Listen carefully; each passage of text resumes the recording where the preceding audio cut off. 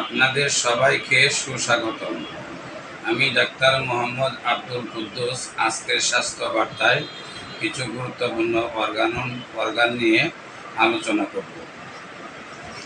আমাদের শরীরের গুরুত্বপূর্ণ অঙ্গের মধ্যে চোখ একটি গুরুত্বপূর্ণ অঙ্গ। দেখা যায় আমাদের চোখের সমস্যা হলে ডাক্তারের কাছে যাই, কিন্তু চোখ দিয়ে পানি পড়া, চোখ লাল হওয়া, কুটকুট করে কামড়ানো ইত্যাদি লক্ষণ হলে আমরা ডাক্তারের শরণাপন্ন হই। অথচ স্বাস্থ্য বার্তায় বলা আছে 3 মাস অন্তর অন্তর চোখ পরীক্ষা করে চোখের ব্যবস্থা করতে হয়, এমনকি চোখে ড্রপ দিতে হয়।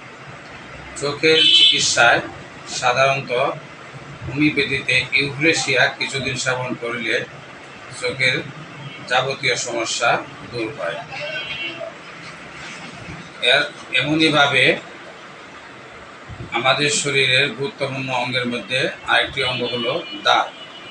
দাঁতের চিকিৎসার ক্ষেত্রে একইভাবে দেখা যায় আমরা দাঁতের ডাক্তারের কাছে সহজে আমরা যেতে চাই না, কিন্তু স্বাস্থ্য বার্তায় বলা আছে 6 মাস অন্তর অন্তর দাঁতের ডাক্তারের কাছে, অভিজ্ঞ ডাক্তারের কাছে যেতে হয় এবং দাঁতের স্ক্যানিং করাতে হয়।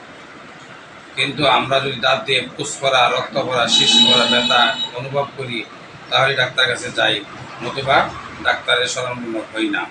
অথচ আমাদের উচিত 6 মাসের মধ্যে একবার হলেও দাঁতের ডাক্তার দেখানো।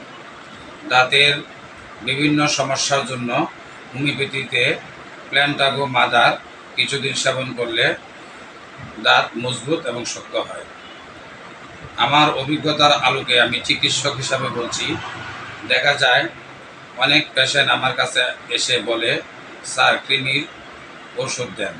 আমি যখন তাদেরকে জিজ্ঞাসা করি যে কতদিন হয়েছে কৃমির ওষুধ খেয়েছেন, তখন তাদের মধ্যে কেউ কেউ বলে যে কবে যে খেয়েছি তা মনে নেই, এমনও আছে যে সারা জীবনেও ওষুধ খায়নি। কৃমির চিকিৎসা সাধারণত না নিলে অর্শ, পাইলস, গ্যাস এবং ফিস্টুলা রোগের সৃষ্টি হতে পারে। কৃমির সাধারণত সিনা এবং ক্রিওজোট লক্ষণ অনুযায়ী যদি এই হোমিও ওষুধগুলো খায়, তাহলে কৃমি থেকে মুক্ত পাওয়া যায়।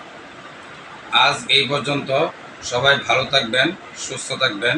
আমার ভিডিওটি দেখে যদি উপকৃত মনে হয় তাহলে লাইক, কমেন্ট, শেয়ার করবেন এবং পেজটি ফলো দিয়ে রাখবেন। আর যদি ইউটিউব চ্যানেলে দেখে থাকেন তাহলে সাবস্ক্রাইব করবেন।